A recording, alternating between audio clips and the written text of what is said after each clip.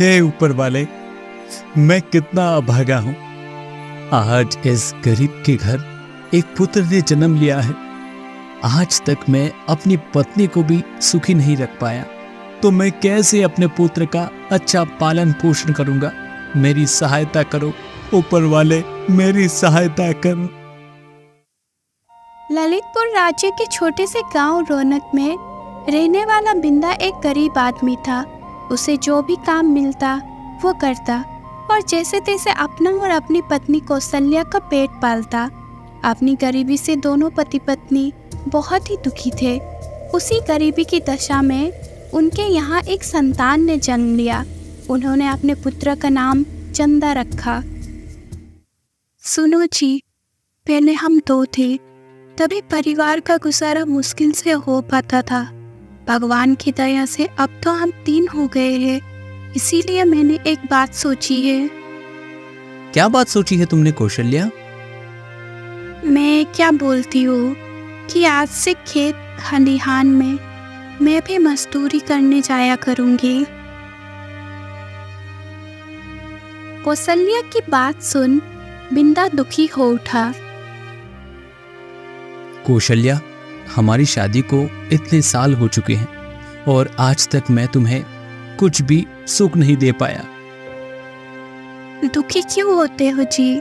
दुख सुख तो जीवन में आते ही रहते हैं। और फिर हम एक गाड़ी के 2 पहिए हैं। दोनों को एक समान चलना चाहिए, तभी गृहस्थी की गाड़ी ठीक ढंग से चल पाती है। हाँ कौशल्या, कह तो तुम ठीक ही रही हो। कौशल्या, सब पूर्व जन्मों की पापों का फल है। 12 वर्ष में तो कूड़े के ढेर के भी दिन फिरते हैं। फिर हमने ऐसा कौन सा पाप किया है जो गरीबी हमसे चिपक कर ही रह गई है।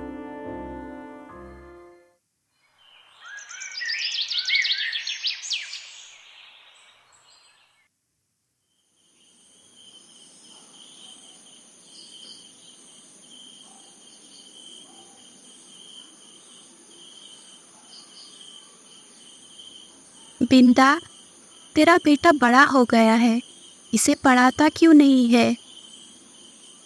देवी सरस्वती, आप तो मेरी आर्थिक परिस्थितियों से भली भांति अवगत हैं। ऐसी कठिन परिस्थिति में मैं कैसे चंदा को पढ़ा सकता हूँ? कुछ भी हो बिंदा, चाहे तुम्हें अपना तन पेट काटना पड़े, पर चंदा को जरूर पढ़ाओ। उसे पढ़ाने से ही तुम्हारी गरीबी दूर हो सकेगी। तत्काल ही बिंदा की आंखें खुल गई और वो सोचने लगा, ये मैंने कैसा सपना देखा?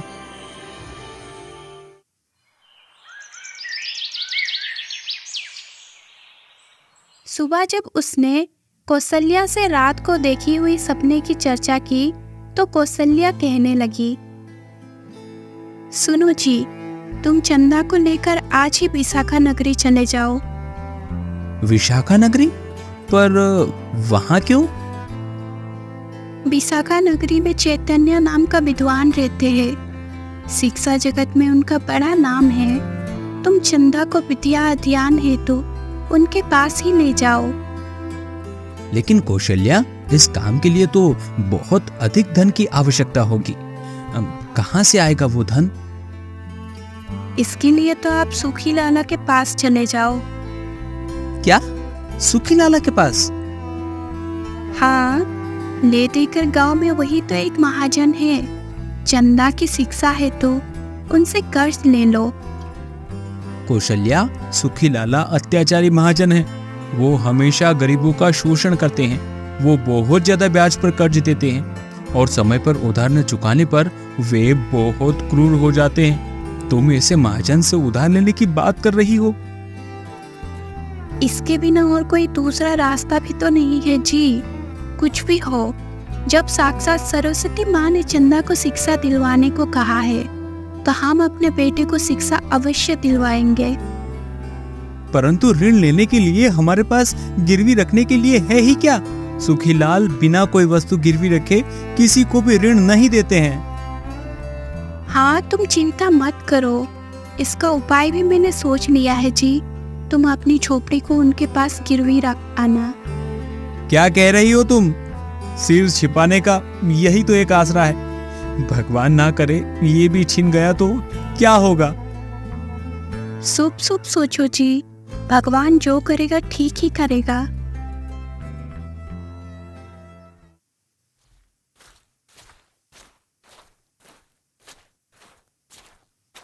तब उसी दिन बिंदा सुखी लाला के यहाँ पहुंचा और कहने लगा, राम राम सुखीलाल जी।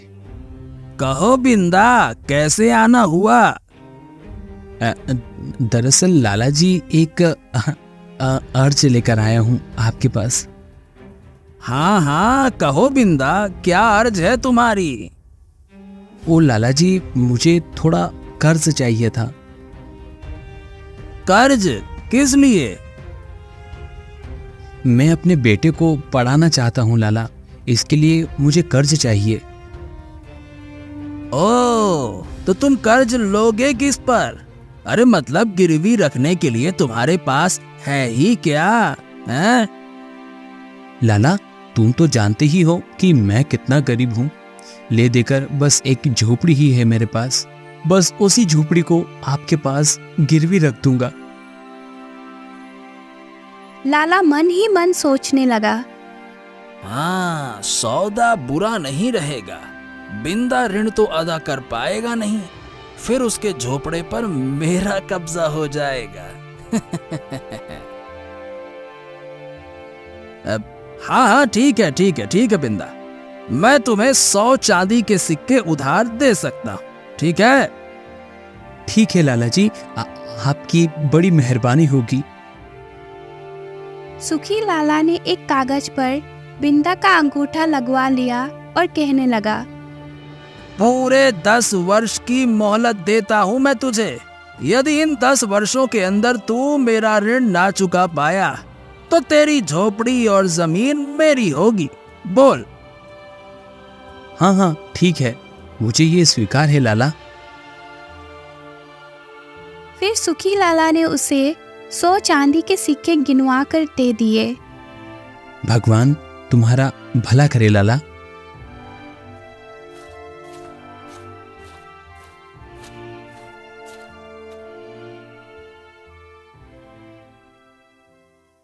बिंदा अपने बेटे चंदा को साथ लेकर उसी दिन विशाखा नगरी की ओर चल पड़ा और सोचने लगा, भगवान मेरे बच्चे की रक्षा करना, इसे खूब विद्वान बनाना। लंबा सफर तय करने के बाद बिंदा और चंदा विशाखा नगरी में चैतन्य गुरु के आश्रम में पहुंच गए और कहने लगे, गुरुजी प्रणाम। कहाँ से आए हो तुम लोग?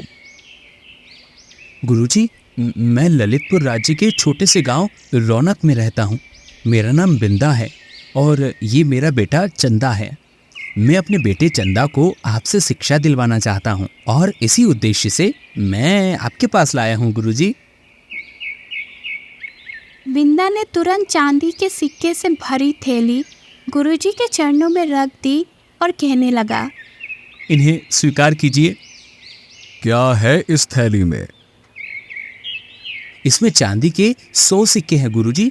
मैं जैसे तैसे इसका प्रबंध कर पाया हूँ, इससे अधिक और आपको नहीं दे पाऊंगा। गुरुजी, मैं गरीब हूँ, मेरे बेटे को शिक्षा देने के लिए मना मत करना। बड़ा भोला आदमी लगता है ये, इसे निराश करना ठीक नहीं है। मैं तुम्हारे बेटे को अवश्य पढ़ाऊंगा। बिंदा, तुम्हारा पुत्र 10 वर्ष के लिए हमारे आश्रम में रहेगा, तभी उसकी शिक्षा पूर्ण हो पाएगी। बोलो। जी गुरुजी। बिंदा अपने बेटे चंदा को चैतन्य गुरु के गुरुकुल में छोड़ आया। बिंदा और कौशल्या का दिनचर्या पहले के ही भांति फिर चलने लगा। इधर चंदा चैतन्य गुरु से शिक्षा पाने लगा। 10 वर्ष कब बीत गए पता ही नहीं चला। तब गुरुजी कहने लगे, चंदा, आज तुम्हारी शिक्षा पूर्ण हुई। तुम हमारे शिष्यों में सबसे मेधावी छात्र हो, इस पर सदा गर्व रहेगा हमें। गुरुदेव, सब आपकी कृपा का फल है, वरना मैं किस योग्य था। चंदा ने गुरु के चरण स्पर्श किए। चंदा, अब तुम अपने माता पिता के पास लौट जाओ। तुम्हारी प्रतीक्षा में न जाने वो कब से बाट जो रहे होंगे। जाओ। वो उसी दिन अपने गांव की ओर चल दिया और फिर लंबा सफर तय करके वो अपने गांव रौनक पर पहुंच गए।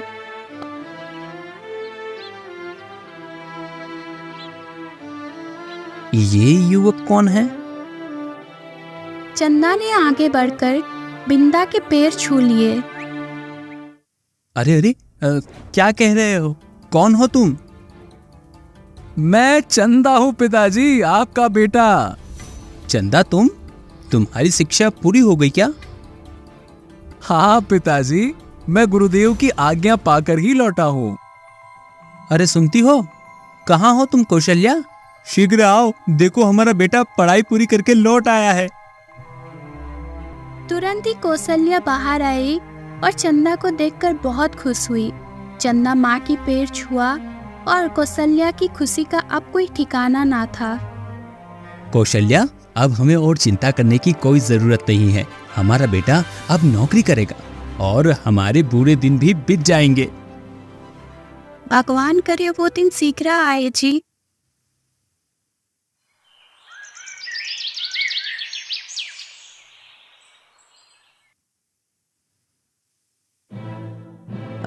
पूरे 10 वर्ष तो बीत चुके हैं। चलो भाई, चलकर अब बिंदा से चांदी के सिक्के लौटाने का तगादा करने का समय आ गया है।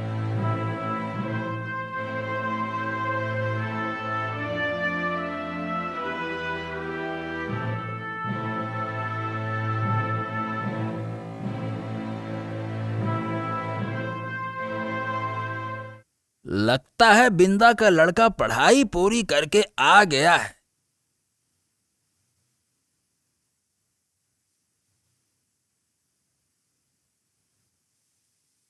अरे आप सुखी लाला, ओहो भूले नहीं तुम मुझे। लाला, आप कोई भूलने की चीज हो क्या? कहिए, कैसे आना हुआ आपको? तुम्हारे माता पिता कहाँ हैं चंदा? चंदा ये सुनकर चुप रहा। ये देख लाला के तेवर चढ़ गए। अरे बताते क्यों नहीं, तुम्हारे माता पिता कहाँ हैं? सुनो लाला, मेरे पिताजी जिंदा पेड़ों को काटने और मुर्दा पेड़ों को रोपने गए हैं। क्या?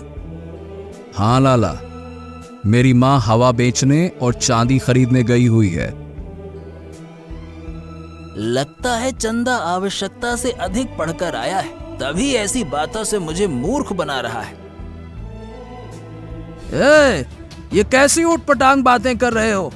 मैंने जो प्रश्न पूछा है उसका ठीक ठीक उत्तर दो। तुम्हारे माता पिता कहाँ गए हैं ये बताओ। चंदा ने पुनः पहले वाली बात दोहरा दी, जिसे सुनकर सुखी लाला बुरी तरह खींच गया। चंदा, मेरी बात ध्यान से सुनो। तुम्हारे पिताजी ने 10 वर्ष पहले ये झोपड़ी गिरवी पर रखकर मुझसे 500 चांदी के सिक्के उधार लिए थे। क्या? क्या लाला, सचमुच? हाँ चंदा, बिंदा ने 10 वर्ष बीतने पर भी वो सिक्के मुझे नहीं लौटाए। आज मैं अपने सिक्के लेने आया हूँ। यदि तुम सच सच बता दोगे कि तुम्हारे माता पिता कहाँ हैं, तो क्या करोगे तुम सुखी लाला? लाला सोचने लगा। लड़का बड़ा चालाक है, इससे चालबाजी से काम लेना होगा।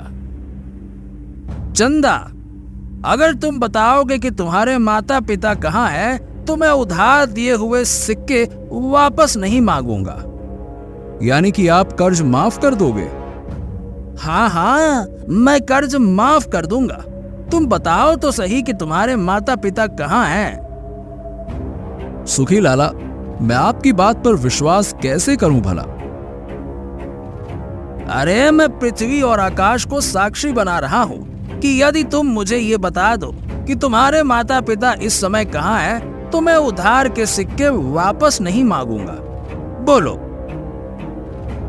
लाला, ये पृथ्वी और आकाश बोल नहीं सकते, अतः इन्हें साक्षी नहीं बनाया जा सकता। तो फिर यदि आप किसी जीवित प्राणी को साक्षी बनाओ तो मैं आपकी बात मान लूंगा। ये बित्ता भर का छोकरा तो हाथ ही नहीं रखने दे रहा, पर मैं भी कोई कम नहीं हूं। लाला की नजर उसकी झोपड़ी पर बैठी तितली पर पड़ी और वो कहने लगा, हाँ तो सुन, मैं इस तितली को साक्षी मानकर वादा करता हूँ कि यदि तुम मुझे अपने माता पिता का पता बता दोगे तो मैं तुम्हारे पिता को दिया हुआ उधार माफ कर दूंगा। ये हुई ना कुछ बात।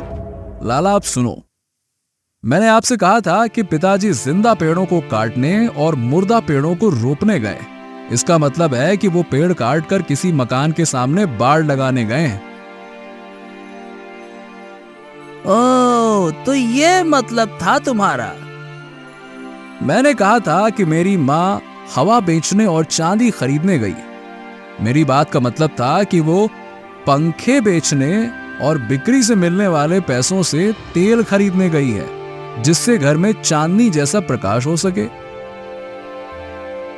हाँ, तुम सचमुच बुद्धिमान हो चंदा। चलो ठीक है, अब मैं चलता हूं।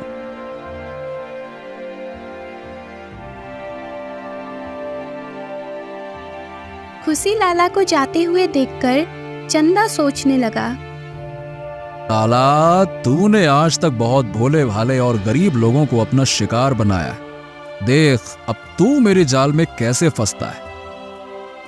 जब बिंदा और कौशल्या घर वापस लौटे तो चंदा ने बताया, पिताजी, सुखी लाला आया था।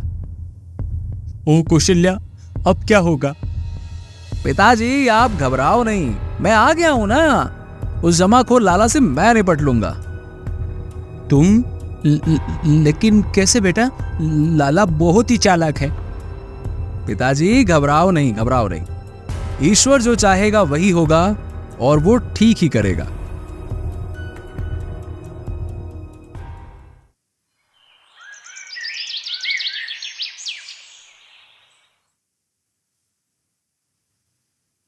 अगले दिन सूखी लाला फिर आ धमका और उस दिन भी चंदा ही घर पर था। लाला, आज कैसे आना हुआ? अरे अपना उधार मांगने आया हूं। कहाँ है तुम्हारे माता पिता? तुम कौन से उधार की बात कर रहे हो लाला? अच्छा हाँ, उसी उधार की जिसे कल तुमने माफ कर दिया था, है ना? क्या? मैंने कब माफ किया था? तुम झूठ बोल रहे हो चंदा। लाला, बात को पलटो नहीं। जब कर्ज माफ हो गया तो वापस करने का सवाल ही नहीं उठता। चंदा, मैं तुझे और तेरे बाप को बख्शूंगा नहीं। मैं दरबार में तुम दोनों की शिकायत लेके जाऊंगा। जाओ जाओ, ये इच्छा भी पूरी करके देख लो लाला।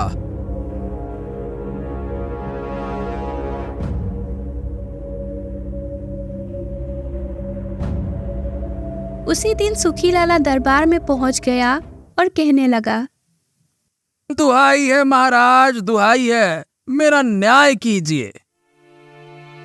सुखी लाला, तुम्हें कौन परेशान कर सकता है भला?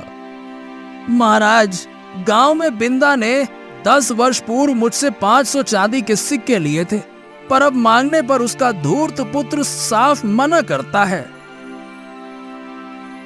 बिंदा और चंदा को दरबार में बुलवाया गया और महाराज कहने लगे, बिंदा, ये क्या मामला है? क्षमा कीजिए महाराज, पिताजी की ओर से मैं पैरवी करूंगा। कहो, क्या कहना चाहते हो? ये सच है महाराज कि 10 वर्ष पूर्व मेरे पिताजी ने सुखी लाल से कर्ज लिया था। तो फिर उसे लौटाते क्यों नहीं? वही तो बताने जा रहा हूं राजन। कल सुखी लाला हमारे यहां पर आए थे, तब इन्होंने कर्ज माफ करने का मुझे वचन दिया था। फिर कर्ज लौटाने का प्रश्न ही कहां रह जाता है। चंदा, क्या अपनी बात सिद्ध करने हेतु तुम्हारे पास कोई प्रमाण है? तब तब चंदा ने विस्तार पूर्वक राजा को अपने और सुखी लाला के बीच में कल हुई बातचीत के विषय में बताया। तो एक तितली है तुम्हारी गवाह? हाँ राजन, सुखी लाला ने एक तितली को गवाह बनाकर उसके सामने उधार माफ करने की बात कही थी। देखो चंदा, ये कोई साधारण पंचायत नहीं है, अपितु राज दरबार है। यहां पर ऐसी मनगढ़ंत बातें स्वीकार नहीं की जाती। क्षमा करें महाराज, मैं मनगढ़ंत कहानी नहीं अपितु सच कह रहा हूं। कल सुखी लाला ने अपनी नाक पर बैठी तितली को गवाह बनाकर उधार माफ करने का वचन दिया था। महाराज, ये लड़का झूठ बोल रहा है। कल जब मैं इसके यहाँ गया था तब तितली मेरी नाक पर नहीं बल्कि इसकी झोपड़ी पर बैठी थी। झूठा कहीं का। ये सुनकर राजा मुस्कुरा उठा। सुखी लाला को अब अपनी भूल का आभास हुआ। आवेश में आकर मैंने ये क्या कह दिया। जिस बात को मना कर रहा था उसे ही स्वीकार कर बैठा। सुखी लाला, आखिर तू मेरे शब्द जाल में फंसी गया। सुखी लाला, तुम्हारी बात से यह सिद्ध होता है कि चंदा का कहना ठीक है। लाला, सच सच कहो कि तुमने कितना कर्ज दिया था? महाराज, भगवान झूठ ना बुलाए। बिंदा को मैंने 100 चांदी के सिक्के कर्ज दिए थे। परंतु तुम तो 500 चांदी के सिक्के की फरियाद लेकर आए थे। क्षमा करे महाराज, मैं भूल से 100 की जगह 500 कह गया था। लाला, हम समझ गए कि तुमने वो सब भूल से नहीं अपितु जानबूझकर कहा था। हमारा आदेश है कि तुम्हें अपना वचन निभाते हुए बिंदा के पिता का कर्ज माफ करना होगा। जी महाराज। मरता क्या ना करता। चंदा ने जाल ही ऐसे बिछाई कि फंसना ही था। और फिर महाराज कहने लगे, देखो सुखी लाला, बहुत दिनों से तुम्हारे विरुद्ध हमें शिकायतें मिल रही थी, पर हम किसी ठोस अवसर की खोज में थे। आज वो अवसर हमें मिल गया। हम तुम्हें चेतावनी देते हैं कि तुम अपनी हरकतों से बाज आ जाओ और लोगों का खून चूसना छोड़ दो। जी महाराज। हम ये नहीं कहते कि तुम अपना धंधा छोड़ दो। धंधा करो, पर ईमानदारी से करो। फिर सुखी लाला मुंह लटकाकर दरबार से चला गया। तब राजकुमारी वसुंधरा, जो कि पर्दे की ओर से ये सब कुछ देख रही थी, सामने आई और प्रसन्न होकर चंदा से कह उठी, युवक, तुम्हारी सूझबूझ की मैं दाद देती हूँ। धन्यवाद राजकुमारी जी। राजा को प्रणाम कर चंदा और बिंदा जब दरबार से जाने लगे तो राजा कहने लगे, रुको। आज्ञा महाराज। बिंदा, तुम्हारे पुत्र गुणी है। हम इसके बुद्धिमानी से अत्यंत प्रभावित हुए। हमारे साथ हमारी पुत्री वसुंधरा ने भी चंदा की बुद्धिमानी को स्वीकारा है। ये देख हमें लगा कि हमारी खोज पूरी हो गई है। खोज? कैसी खोज महाराज? मैं कुछ समझा नहीं। हम राजकुमारी के लिए उचित वर की खोज में थे। बिंदा, तुम्हारे पुत्र के रूप में हमें अपने पुत्री का वर मिल गया है। राजन, ये क्या कह रहे हो? कहाँ राजा भोज और कहाँ गंगू तेली? हम ऊंच नीच को नहीं मानते बिंदा, हमें बस तुम्हारी स्वीकृति चाहिए। मेरी ऐसी मजाल कहाँ राजन, जो आपको मना कर सकूं? और फिर कुछ दिनों बाद बड़े धूमधाम से चंदा और राजकुमारी वसुंधरा का विवाह संपन्न हुआ। तत्पश्चात राजा ने दरबार में घोषणा की, हमारा कोई पुत्र नहीं है, अतः दामाद चंदा को हम अपना राजपाट सौंपते हैं।